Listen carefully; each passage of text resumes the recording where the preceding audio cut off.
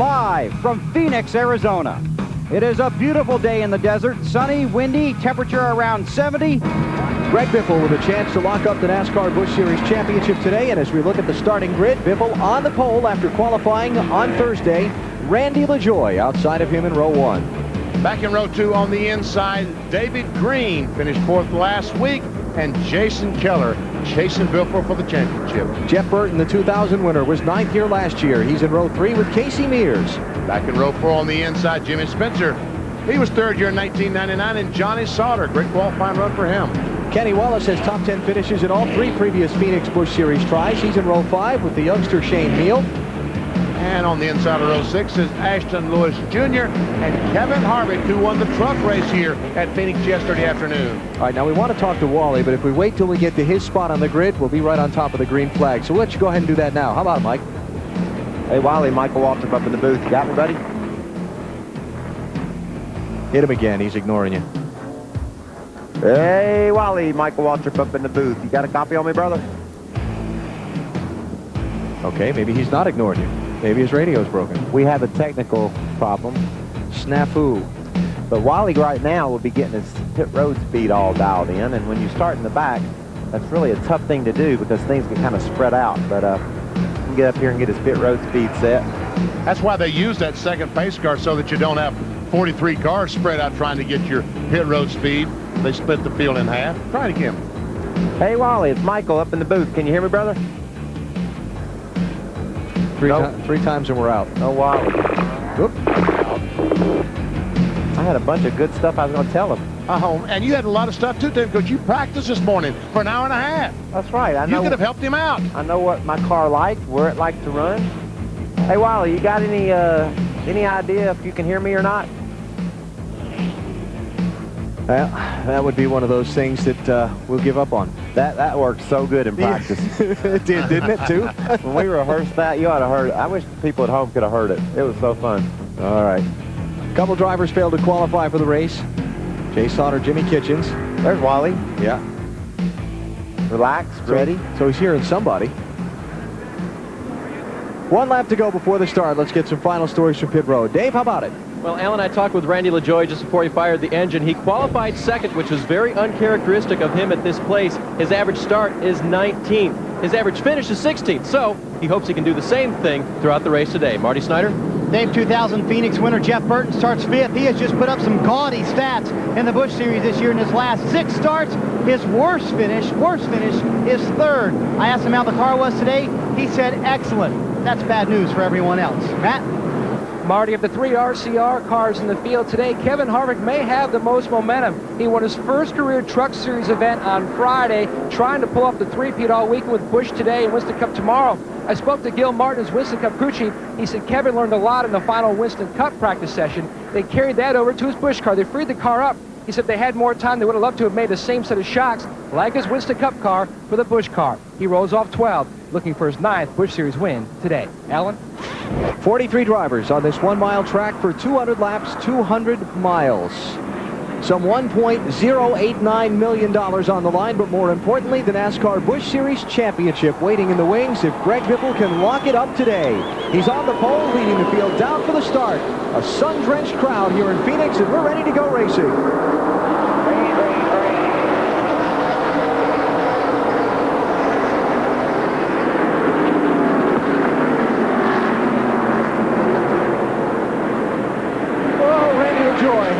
Sideways off turn 2. These first few laps, Alan, are real critical. The tire pressures are low. The team set their tires low so that when they build up, the cars will stick good at the end of a run. But it makes for real dicey conditions here in the first few laps. And looks like Biffle is going to be able to lead that first lap, get those 5 bonus points. He did. So now it's 5th or better. Even if Jason Keller wins the race, Greg Biffle will be the Busch Series champion for 2002. And Keller has moved into that 2nd spot from his 4th starting position on the outside of Randy LaJoie. Hear that engine burp as Keller went in turn 3? That's the rev limiter. They have a chip they put installed in their car, so when it gets to the RPM they want to stop it, it doesn't turn any more RPM. Looks like Randy's got those tires up to operating temperatures. Then he's starting to apply a little heat to Jason Keller. That's for second place. Behind them, Casey Mears running fourth, just ahead of David Green. And Jeff Burton behind them. Here comes Randy, the inside of Keller as they head into turn 3. Not so fast. Well, Keller, Jason doesn't have much choice because the joy is there. And while these two are side by side, Biffle's sailing off. And I tell you, I found that on the outside, you can run that high groove down in 1 and 2, and sometimes make some pretty good speed, as Jason Keller did that time. There just seems to be more forward bite up there, Benny. When you ride your car up high off the turn, your car just seems to get better traction exiting, but you give up a lot in the center. You know, when you go the long way around, you're giving up time in the center of the turn, so it's kind of a wash. Casey Mears in the 66 has given up a couple of spots. Jeff Burton is by him in the 9. Jimmy Spencer in the 1. Looking to fill the inside lane. I talked to Burton. He said he had his car set up really, really loose. That car was faster that way. When he tightened it up, he couldn't make any progress, so he left it free. Some people are talking about the tires, that they actually are faster after 10 or 15 laps cold than they are brand new. Is that true? They don't lose a great deal. You know, you might run about a 28-30 early in the going, and you'll only slide back to a 28-50 in 15 or 20 laps. So they do fall off, but not like we're used to seeing here at Phoenix. This surface is really abrasive. It eats tires up and usually slows them down, but we're not seeing that so much this weekend. 10th, 11th, 12th, and on back here. Casey Mears in the 66, Ashton Lewis in the 46, and Ron Hornaday in the 26 car. Mears has kind of slipped back a little bit. He started 6th. He's running 10th now. Young driver whose name is very much in the rumor mill of late. Perhaps going to get a NASCAR Winston Cup ride for next season. You got talk of Casey Mears, of Hank Parker Jr., Shane Meal. There's a bunch of young cats in this Busch Series that are already being looked at as possibilities to move into Cup. And after what's happened with Jamie McMurray, that's gotten everybody's attention. That you know, you might be able to take one of these young guys and get some quick results too. 3rd place, Jeff Burton through a 9 car. Moves up to the number 3 spot. Burton, winner of the last 2 years worth of Winston Cup races here at Phoenix. Plus a Busch race along the way. Wasn't able to win the Busch race here last year, but the year before he did. Mikey's prediction is the man who may wear the field out today. I think he's going to get on his horse and ride. All right, what about Wally? Restarted 37th. Who's up to 28th right now? He's battling Shane Hall in that 63 car. Got some pretty good company there. Yeah, Scott Riggs, the 10 car, right behind him. He's the leader in the Rebecca's Rookie of the Year in the NASCAR Busch Series. Casey Kane also joining that battle. Looks like Wally's helped that car some, Benny. Yes, it does. He is moving forward. You know, one thing about these Phoenix races, though, for Wally, that does not bode well. Don't get a lot of caution. That's true. These Busch Series races here, so he may have had one of his last chances to adjust on that car under the yellow flag already.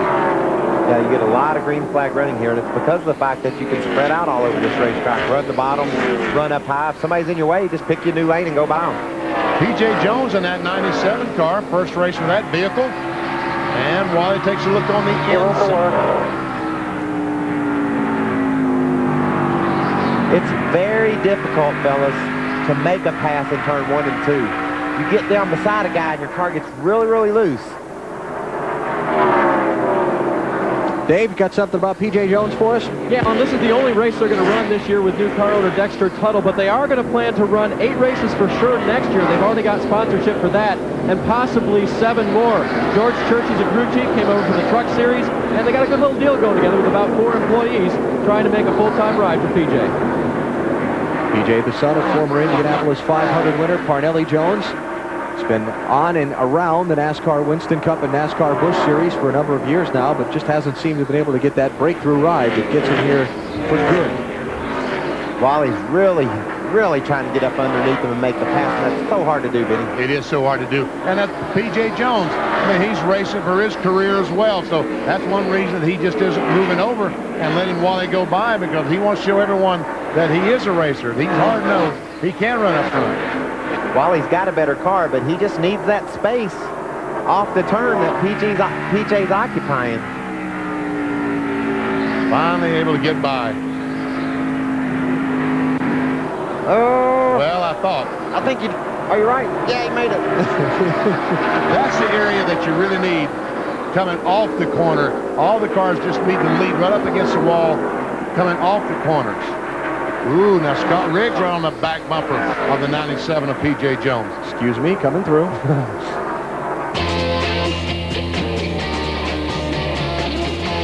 Mike, it looked like the 25 car Bobby Hamilton Jr. was able to run with Biffle for a couple of laps, and now Biffle is driving away.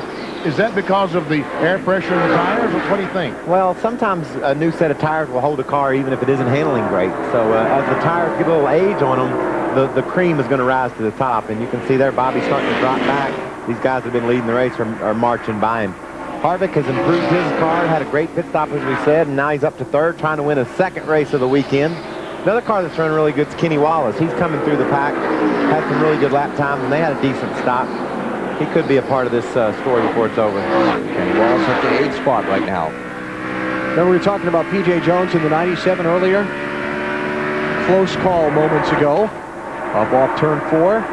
That's him on the inside, the dark blue car. Ooh, Ron Hornaday in the Dr. Pepper car gets in the back of P.J. and almost turned him around. All that smoke you see is from Scott Riggs' car, which is headed to the Busch Series garage. I think that'll just about do it. A bad weekend that comes to an end early. Cooked. And you know, as a race car driver, if your car is running terrible, It's not a bad thing. it's not all that bad.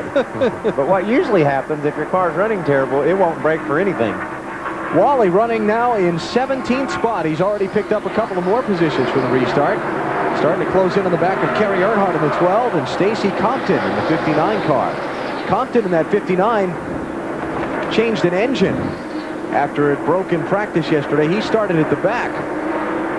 Wally decided he needed to be over to the right a little bit, and without a turn signal, all he knew to do was just move over and hope Tim Sauter wouldn't run into him. A little bit of sheet metal touching the tire and the smoke, but no real big problem. Yeah, unless you're Tim Sauter and that left front fender's bent in now. There's some people you can cut off and get away with that, and there's some people that will just run into you the next turn. And Jason Keller trying to get 3rd spot back from Kevin Harvick. and does. Trying to stay in touch with Greg Biffle and keep his championship hope alive. But just remember that Jason Keller is a team car to the 10 of Scott Riggs, who just blew up. And you know, anytime that happens to your team car, you got to be a little concerned about it. Yeah, because the parts and pieces come off the same shelf. 7 LaJoie in 5th place. Got him kind of stacked up behind him. Johnny Sauter in the 2 having a nice run. It's David Green and Kenny Wallace that Mikey talked about earlier in that 48 car.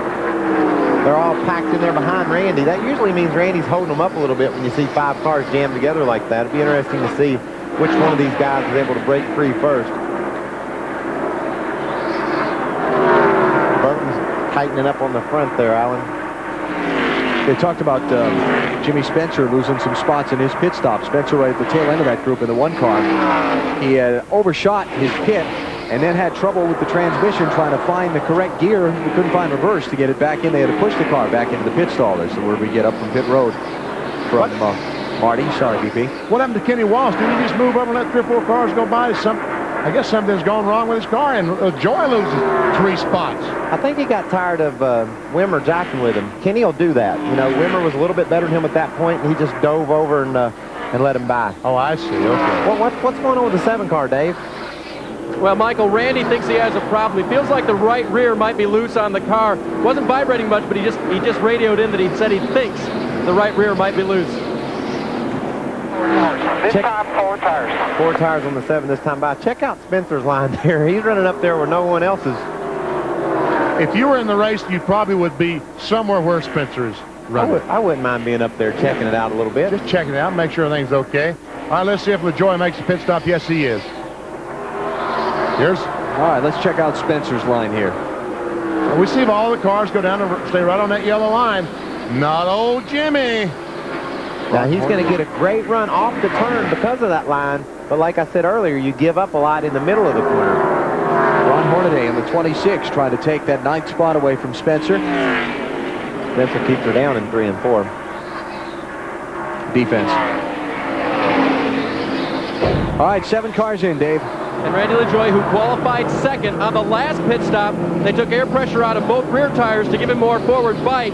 Unfortunately, in picking up 2 spots on pit road, they may have let some lugs loose, and that may be the vibration that he felt. We'll check it out after the wheels come off, and now Randy goes back on to the racetrack.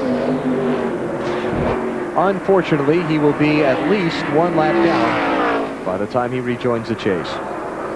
Probably closer to 2, if not a full 2 laps down. Johnny Sauter in the 2. David Green in the 5. Scott Wimmer in the 23. 5th, 6th, and 7th there. That Wimmer has got a good car today. He's been catching them and moving up through the field steadily since the race started.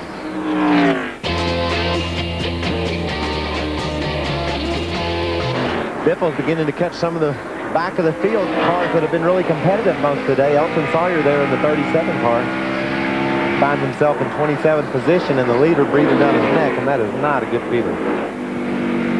Sawyer running the last couple of races of this season in this car, trying to secure a ride for next year for himself. Okay, here we go. Halfway leaders this season in the NASCAR Busch Series have only won 7 of 32 races. I think I contributed to that stat. Yeah.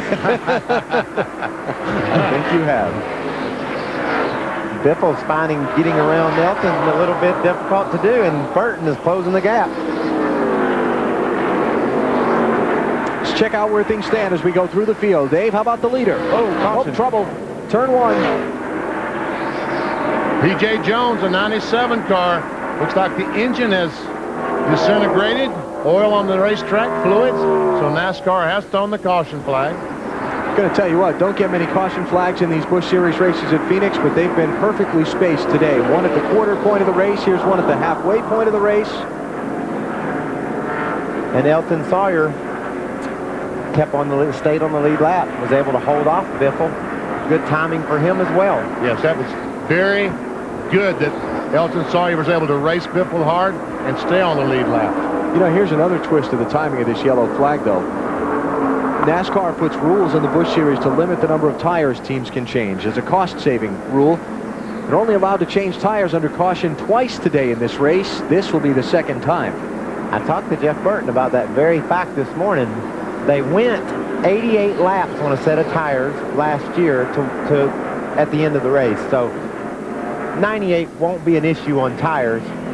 It could cause some people some stress with their fuel. Uh-huh. Do you agree with that? I think so, yes, because this is a 1-mile racetrack. You use more fuel than you do at larger racetracks.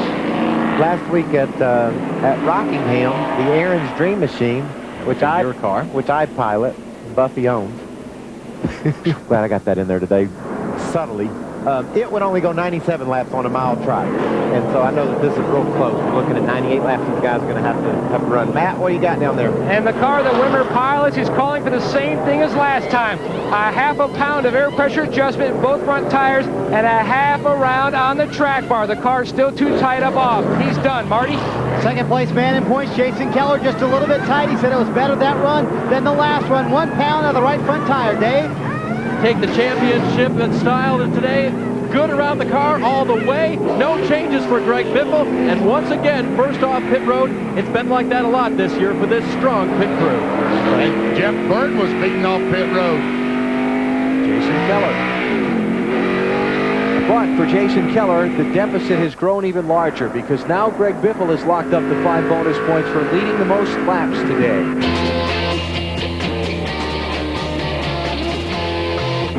Gonna have a fuel situation to the finish, we believe. Everybody stopped at lap 103, 97 to go.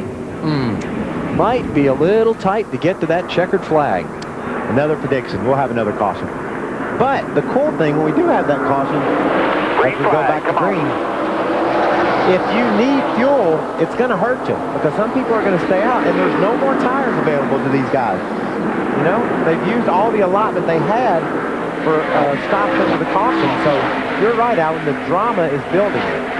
And you saw those cars go through the oil dry down in turns 1 and 2 where they put some oil dry down to soak up the liquid left from the 97 car. P.J. Jones. Got 27 cars on the lead lap. Greg Biffle has led every lap so far today. Jason Keller is second, Jeff Burton third, Scott Rimmer fourth, and Johnny Sauter is fifth. Keller pursuing Biffle for the race lead. But if the race ends as it is now, Greg Biffle will be the NASCAR Busch Series champion for this season.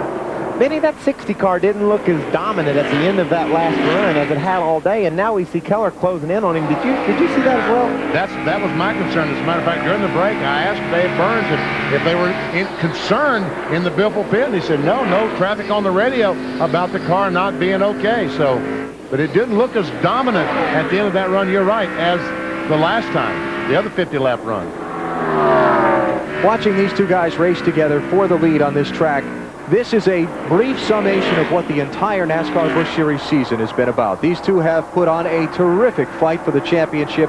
They've been equal in almost every statistical category. Number of wins, almost the number of top 10s. Biffle with a slight edge there. The only difference between them is that Keller has had problems in one more race than Greg Biffle has. And this race for the championship between them has built a great deal of respect for Biffle on Keller and the other way around. Greg is an extremely hard racer, and he's taught me some things, when to race hard, when not to. So, you know, I learned from my competitors, and I enjoyed racing Greg all year long. Hopefully he can say the same thing about me. He's the best racer I've ever raced against for a championship, and he's the best racer I've ever raced against right now. I like Jason a lot, and I feel bad for him that he's had the trouble he has, because he deserves better than what he's been performing, and the team's capable of more than that. And I think they've gotten sidetracked a little bit, and I just think he's got the opportunity to win the title next year, and I certainly hope he does it hands down, because I think he can. You know, this thing is, Michael, is just working out exactly like it did the last time.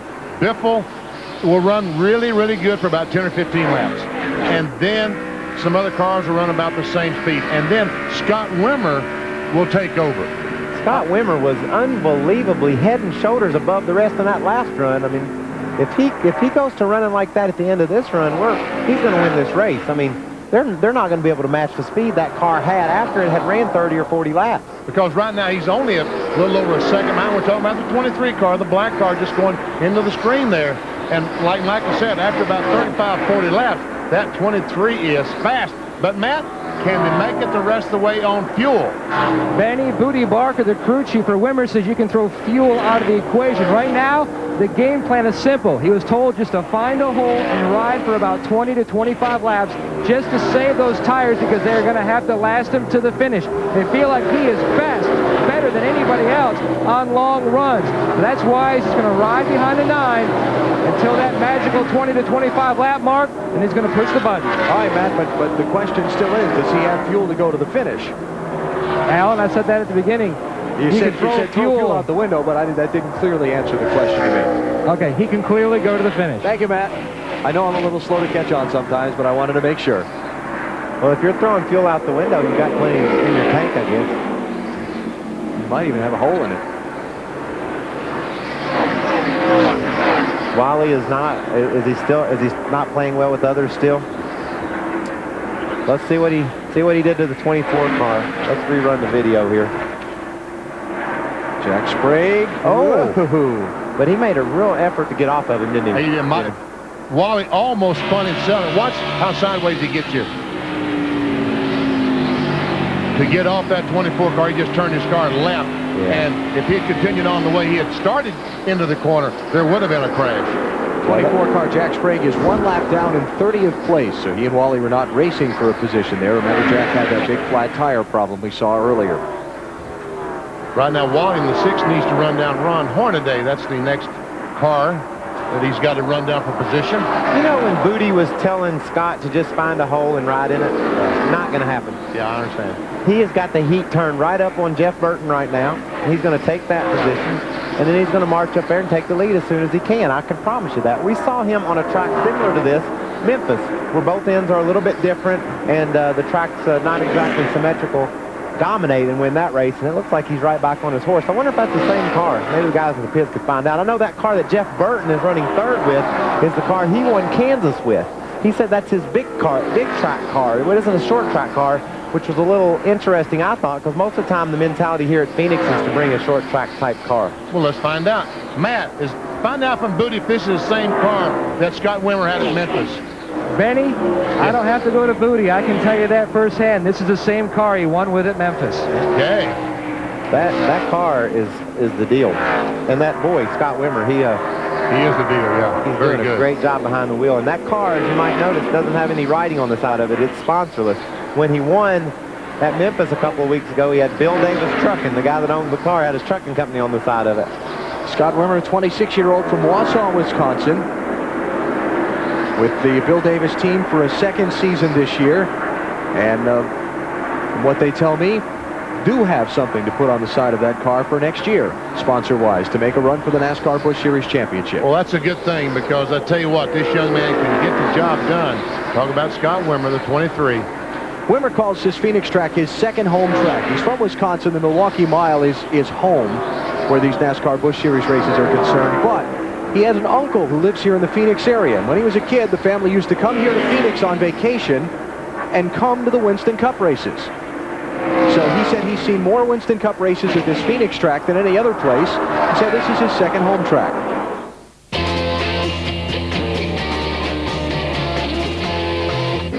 Heard Randy Goss, Greg Bibble's crew chief, talk about Scott Wimmer as being the big threat to their potential victory today. And look who's creeping into the frame. Stacy Compton. Lost an engine in final Busch Series practice yesterday morning. Had to go to the back of the field to start this race. He's in 5th place. He's marched through the field, hasn't he? Yep. Jimmy Spencer. Remember Spencer running as high as 4th earlier. Had a problem on one of his pit stops that dropped him back to 9th at the time. He's come back to 6th right now.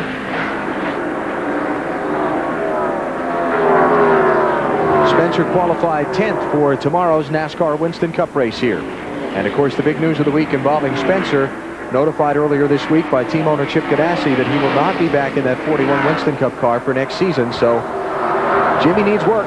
Yeah, and it makes you wonder how many of these cats you see racing here today are auditioning for that ride in that 41 Winston Cup car. That's the team car to Sterling Marlin's Coors Light Dodge that he's been so successful with this year. So a lot of young kids out there racing right now that would like to sit down in that Target car next year. And again, these owners anymore are getting to the point they're not hesitant to put that rookie in there, because they stuck Jamie McMurray in that 40 car, and guess what? He goes out and wins the race. Well, Jamie McMurray got in that car because of what Jimmy Johnson did. Jimmy Johnson was an average, okay Busch driver, and he got in the Winston Cup deal and set the world on its ear. Yep. Ryan Newman came from nowhere, had that kind of success on Sunday. They said, well, let's try Jamie McMurray. Someone asked me the other day, how should we go about logically picking our driver for our Cup car? I said, don't. Just pick you one you like, and he might turn out to be the next hero. Oh, my goodness. Wally goes to 8th position by Ron Hornaday. And gets by Ashton Lewis as well. Ashton Lewis and Hornaday right behind Wally, battling for the 9th position. I hate to say it because this will get back to him, but I got to give him credit. He and that team have worked their guts out today. They were on pit road under caution 8 laps into the race with an ill-handling car. Adjusted it, fixed it, went to the back of the pack, and have driven it up into the top 10. I just think it's great the way that Wally got in the car at Charlotte and was so competitive, and now we see what he's doing here today. That makes you guys better on TV, because he's out there experiencing exactly what's going on today. He knows what it's like when the car's slipping and sliding. 4 guys are picking their line tomorrow on TV, on the race, and you guys can relate it to the folks at home. It's valuable what Wally's able to do out there. Ashton Lewis putting some pressure on Wally for that 8th spot. And I don't have to hang around with him, so I can compliment him all I want. I'm sure it's really hard on y'all when you talk good about him. It'll be tough tomorrow. It'll be tough. And here comes Stacy Compton in 59, takes over the 3rd spot. He's trying to take over the 3rd spot from Jason Kelly. Yes, he accomplishes that. He passed Green and Keller right around the top of the racetrack, so he's got that high line working out for him. And what a great run for Compton. Started at the back of the field after a post-qualifying engine change in that Kingsford car. Up front, He's got that thing cooking. Wimmer has caught Biffle. He's been behind him for a while, but he's not been able to finish the job. And he's starting to run out of laps.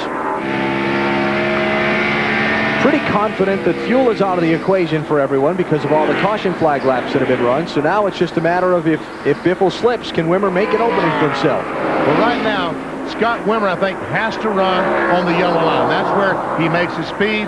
And I think that Greg Biffle has taken this Granger car right down to that yellow line, making him pass him on the outside, a place the 23 car is not very comfortable. But I believe Biffle's going to have to execute 18 perfect laps not to lose this race. He makes one slip. The 23 car is a little bit better. He's going to close the deal. So it's really hard to not make a mistake when you're getting breathed on as hard as he is from the 23 car. I don't see how Biffle can hold off the 23 late in the race. Greg Biffle trying to win the NASCAR Busch Series championship for Jack Roush. He slips a little bit in one. Here comes Wimmer to the bottom. Now this is difficult too because the 23's on the inside of him. Greg wants to win this race desperately. He'll hang on the high side and pinch Scott down and try to keep the lead. Greg Biffle has let every lap run today so far. He'll lead that one at the start-finish line too. But Wimmer works him over for the bottom.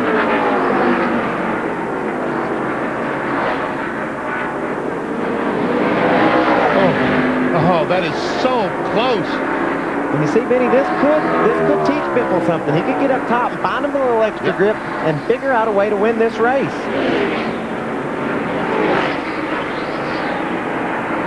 Still side by side, another mile around. And still, Biffle leads at the stripe. Great racing at Phoenix. Yesterday, the truck race was decided by about a nose. Today, here we are with just 15 to go, and the two cars are battling side by side for the win. This is why there's probably 100,000 people here today and tomorrow. Greg Biffle trying to win the NASCAR Busch Series championship in the finest style possible by a race win in the clinching race. Here comes Wimmer. Did he clear him this time? New leader, Scott Wimmer. First time all race long with 14 laps to go. Wow, what a battle. Terrific. I can't do nothing with him, guys. That was it. I tried all I could. We'll just finish right here. Court. Well, right there won't be too bad. Greg Biffle led the first 185 laps of this race. Scott Wimmer finally worked him over and got past. And now there are 13 laps to go. Still for Greg Biffle, the big picture is that if things finish as they are now over these final 13 circuits, he will be the NASCAR Busch Series champion for 2002. Greg Biffle from Vancouver, Washington, just across the river from Portland, Oregon. Running the short tracks of the Pacific Northwest, building race car chassis for a living. Went to Tucson, Arizona to run in a NASCAR-sponsored series of races that were televised during the December and January months. And a certain television commentator had his eye captured by that young driver. Recommended him to a team owner. The commentator was BP. I'll tell you what, he showed up in Tucson, Arizona, 150 laps race. He qualified on the pole, led every lap, and I said, wow. I was really impressed.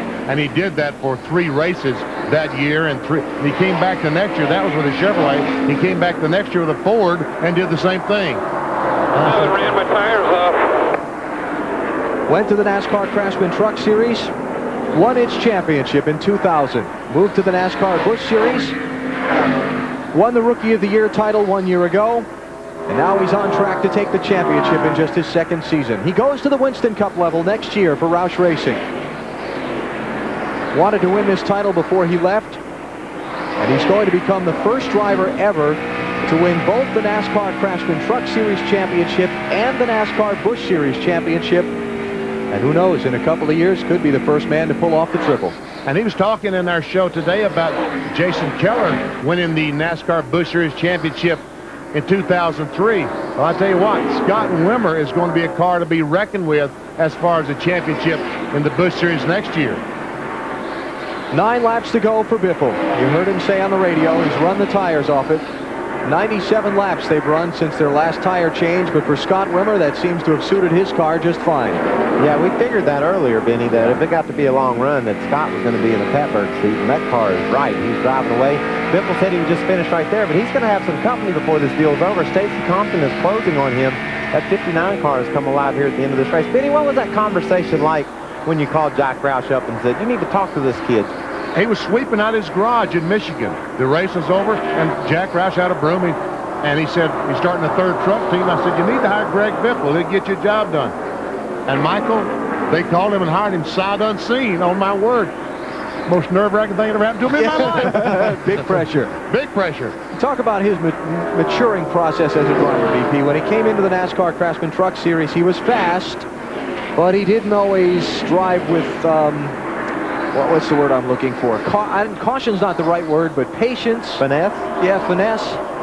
No, he was just fast. I mean, patience, finesse, those are the things that he had to learn. And again, in the Western Cup this year, when he did it this year, he found out he's got to learn patience and finesse. Right. He did it in the trucks, and he learned it. He learned it in the Busch. He'll have to learn it again next year. Exactly. I mean, the Winston Cup level is like 2 or 3 steps above the Busch and the truck. You know, it's one step from one of those to the other, but then it's 2 or 3 up to Winston Cup. And he'll want to be fast. He'll want to run with those guys on every lap. And he'll probably make a few mistakes trying to do so. So he'll have to relearn what it takes to be consistent and competitive on Sunday. And there's Compton about to take over that second spot. Wally trying to get 8th place here. Ashton Lewis in the 46 car and Wally in the 6. Pretty good day. Got to give it to him for Wally and Tommy Baldwin Racing. Oh, a little Rubbin's racing, right, Michael? As the pass for second is finished off by Compton. Great drive for him, too. Wally pitted back on lap 8. Ill-handling car. They adjusted on it. He's driven it up into the top 10. Stacy Compton started in the back because of an engine change. He's driven it up to second place by the finish. And if Stacy could have just gotten Biffle and Wimmer to battle a little bit longer, he could have been a part of that battle for the win as well. That car has really run at the end of this race. Trouble. Hard crash. Jeff Green, turn 1. Major crash in the corner.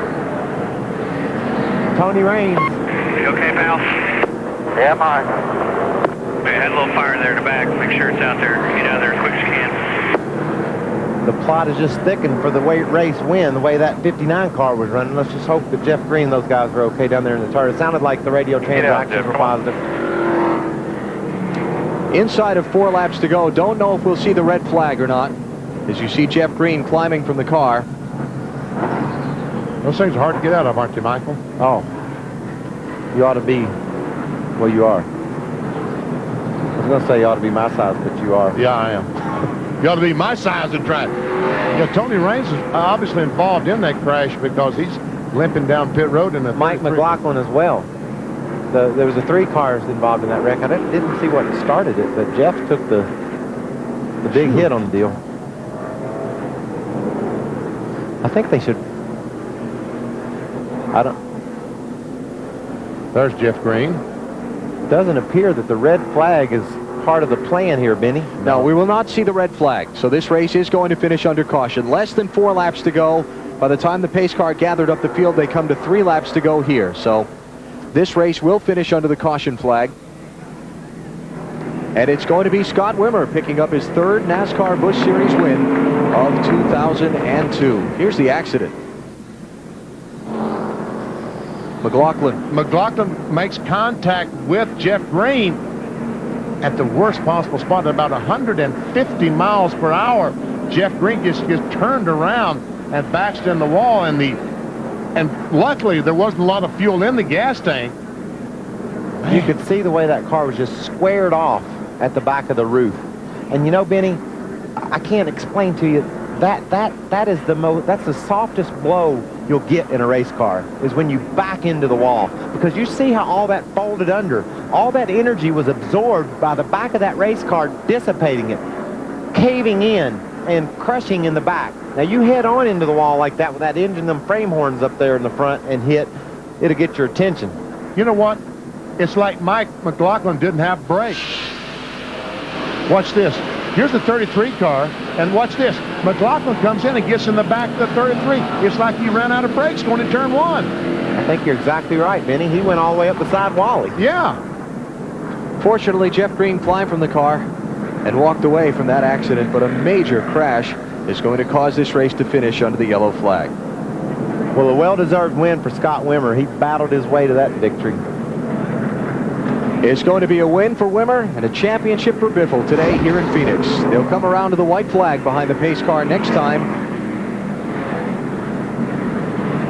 And the race will end under the caution. A couple things to touch on here. First of all, Michael, talking about Winston Cup drivers in the Busch Series race on Saturday, one of the gambles you take is being involved in a crash and perhaps getting hurt. Fortunately for Jeff Green, he's okay, but you have to weigh that risk every time that you race. It's a concern, but you know, you build your cars as safe as you can. We've been doing this for a very long time and feel like that we're as safe as we could possibly be when we start a race. And so if I ever feel like that getting hurt is part of my concerns before I start, whether it be Busch or Winston Cup, I just won't do it anymore. You know, you just put all your faith in God, and you just feel like that you're prepared to go do the job, and you'll be all right.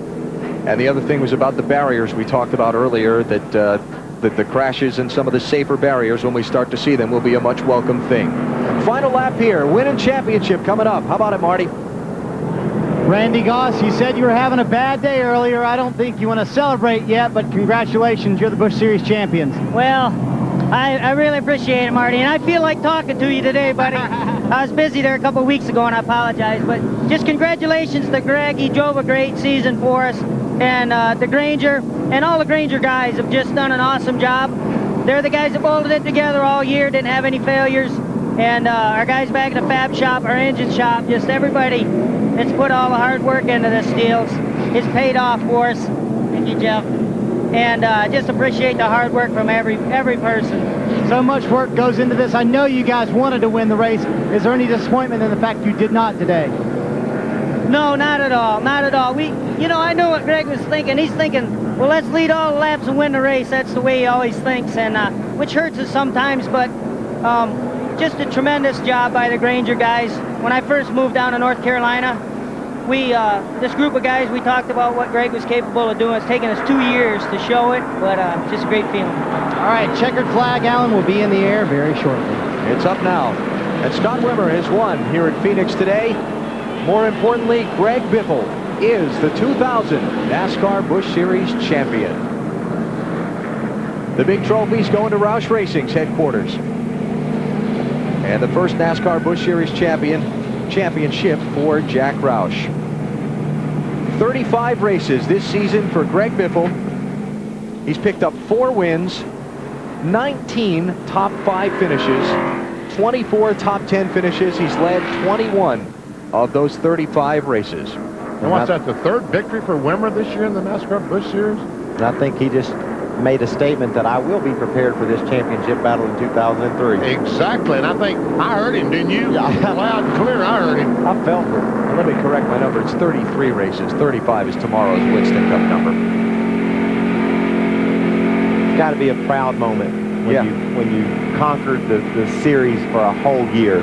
You know, it's one thing to win a race, but to race week in and week out and turn them away every week and come up champions, it's got to be a proud moment for Biffle.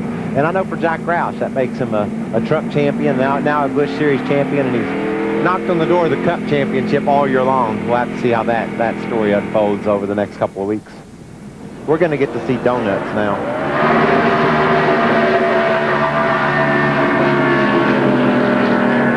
Actually, just a nice burnout. Yeah. Just working on the valve springs a little bit. Ceremonial victory lap for Greg Biffle. And he'll be coming back around for congratulations aplenty.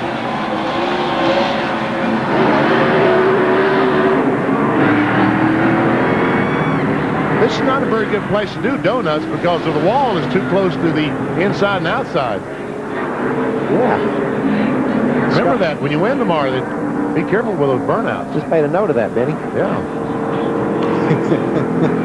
The only time I did a donuts was in the grass at Daytona because I knew I couldn't mess that up. Exactly. I didn't want to get out on the concrete and try it. What a season. Greg Biffle and Jason Keller, just a terrific fight for this series championship. Leg for leg all the way until Biffle pulled away here in these last couple of weeks. For Jason Keller, a valiant effort has come up short this year, Matt.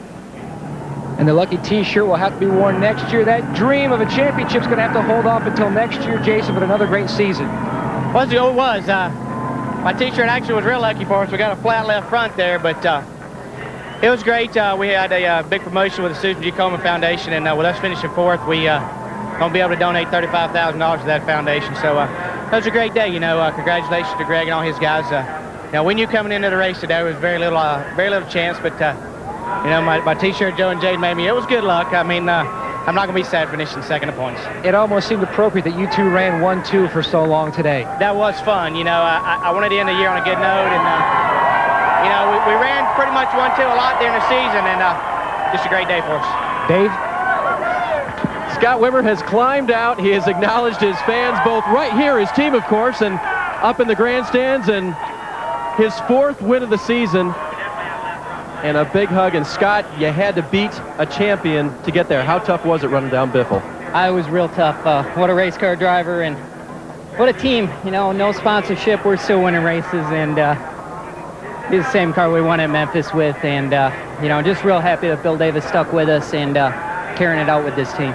For a while, they're like, you might not catch him, and then you did. No, our motor was laying down since the beginning of the race. We really were down on horsepower. Couldn't get down the straightaway real good, but I think it helped us because they were greasing up off the corner pretty bad, and we were able to keep the tires under it. So, you know, it was good. Stace Compton was coming at the end there. I think it would have been real quick, but real excited for everybody. Brad Thrower, awesome motors, and all the guys back at the shop, great car. All right, a great win for him and a great second half of the season for this guy right here, Scott Wimmer. Let's go to Bill Weber with Greg Biffle. Greg Biffle brought raw talent to Tucson in the mid-1990s, caught the eye of Benny Parsons, the attention of Jack Roush, and now has brought championships to Roush Racing in the Truck Series and the NASCAR Busch Series. Next year, it's Winston Cup, but today in Phoenix, the celebration of a new Busch Series champion. Greg, congratulations. Well, I tell you what, it's special to be here today. You know, I got to thank everybody, Benny Parsons, mom, dad, brother. Everybody's been a big supporter of us, and this Granger Ford, these guys, this team is unbelievable. And I'll tell you, Scott Wimmer had a great car today, and he ran me clean, and he's got some talent, but I'm so excited to win a championship. You had a good car today, too, didn't you? And you wanted to take it to Victory Lane and celebrate the race win and the championship. Yeah, I got to blame Jason Keller for that. He's a heck of a racer, and he put tons of pressure on me, and I didn't want to let him lead a lap. I was trying to lead all the laps, being greedy, and just run my car too hard, and knew I had 97 laps to go, and didn't make it. Well, lean right over here and pick up the Busch Series Championship trophy because it belongs to you. And here in Phoenix, Greg Biffle celebrates as the 2002 NASCAR Busch Series champion.